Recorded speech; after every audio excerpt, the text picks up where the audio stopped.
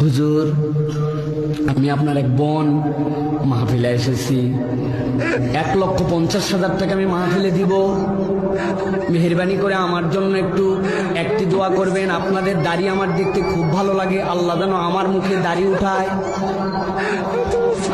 আল্লাহুম্মা আমিন। রব্বুল আলামিন, তুমি ইন্নাল্লাহা আলা কুল্লি শাইইন কাদির, কি পারো না তুমি? আল্লাহ, আমার বোন 1.5 লক্ষ টাকা দিয়েছি, লক্ষ লক্ষ মানুষকে নিয়ে হাত তুললাম, মেহেরবানি করে আমার বোনের মুখে তুমি দাড়ি উঠাইও। সারাদিন এই আমিনার দোয়া করলে মহিলার মুখে দাড়ি উঠবে। ঘুমাই গেছেন আপনারা? দাড়ি উঠবে।